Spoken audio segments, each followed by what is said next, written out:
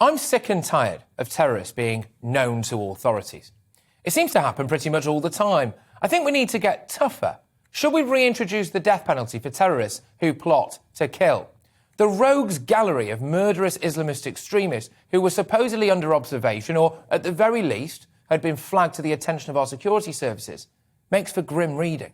I'm not blaming our security services. I want to make that very clear from the outset. They stop a load of attacks that we'll never know about, and I've got no doubt they're working flat out round the clock to keep us safe. But what I am angry about is that I don't think we're being told the full truth about the scale of the problem when it comes to Islamist terrorists in the UK. I think they don't want to scare us. I think they don't want to whip up racial tensions. But in reality, there are too many Islamist terrorists for us to keep track of. The latest Islamist to go on to commit an attack, having slipped through the net, is Malik Faisal Akram, who took hostages at a synagogue in Texas. He was able to fly to America and buy a gun because British intelligence closed an investigation into him, deeming him not to be a threat. But let's dig a little bit deeper, shall we? Salman Abedi, the Manchester Arena bomber, was known to MI5 for 7 years before he blew himself up in a room full of young children. Salman Abedi had first been on the MI5 radar in 2010. 7 years before the attack, he was made a subject of interest in 2014 and was mentioned on several occasions in reporting to MI5 from mid-2015 onwards, including information about his support for ISIS. On 2 separate occasions in the months before the attack, MI5 received intelligence that Abedi was involved in terrorism, but it dismissed it as criminal activity. There was actually a meeting scheduled for 9 days after the attack took place, where officials were going to decide whether or not to reopen their investigation into him. Usman Khan had planned to blow up the London Stock Exchange. He convinced everyone that he was rehabilitated, so was released early from prison, naturally. He was given special permission, actually, to travel to London for a rehabilitation event, where he stabbed 2 of the rehabilitation staff's team to death and injured 3 others. Police had to shoot him 20 times before he stopped completely. Khurram Butt, one of the London Bridge terrorists, was filmed as part of a Channel 4 documentary called, get this, Jihadis Next Door, where he was filmed unfurling an ISIS flag in Regent's Park. Forget the ISIS flag. I mean, that's a pretty massive red flag, isn't it? He went on to take part in a terror attack that saw 8 people die.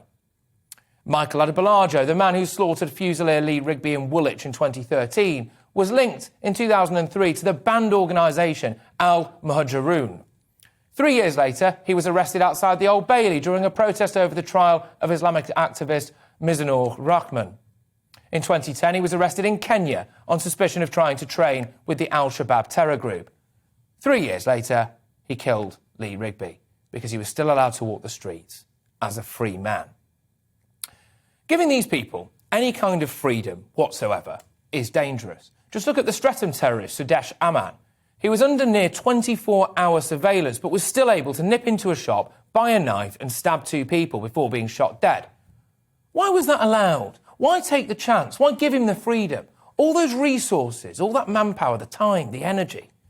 And I'm sick of how many of these terrorists are linked to one single man, Anjem Choudary. If you type in Anjem Choudary linked to on Google, there are pages and pages and pages of results. The terror cell behind the kidnap of journalist John Cantley, for example. He's widely reported to have directly influenced around 100 terrorists, both at home and abroad. He was a key figure in Al-Muhajirun before it was banned under terrorism legislation and relaunched itself as Al-Gharaba, which again was banned under terrorism laws. Successor groups, in turn, were banned under terrorism legislation, such as Islam for UK and Muslims Against Crusades. If we couldn't arrest a man with links to that many banned terror organisations until he actually pledged allegiance to ISIS, I think we've got problems, don't you?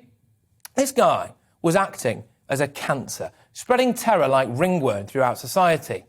Dutch intelligence agency AIVD declared Choudary to be a key influence in the spread of the jihadi movement in the Netherlands. Choudary reportedly also helped set up Sharia for Belgium. If reports are true, then he's been on an international jihadi tour, this guy. I think we have to face facts here. There are too many terrorists for us to keep track of. The terror threat is clearly much bigger than what we're being told, and rehabilitation doesn't work, in my opinion. For someone who believes that they're serving a higher power, who buys into a death cult and thinks that their way of entering paradise is by killing innocent civilians, I don't think you come back from that. I don't think you'll ever not be a threat. I think we should bring back the death penalty for convicted jihadis, at least anyone found guilty of a plot to kill others. They should face the death penalty. If they want to go to paradise, then why don't we send them there?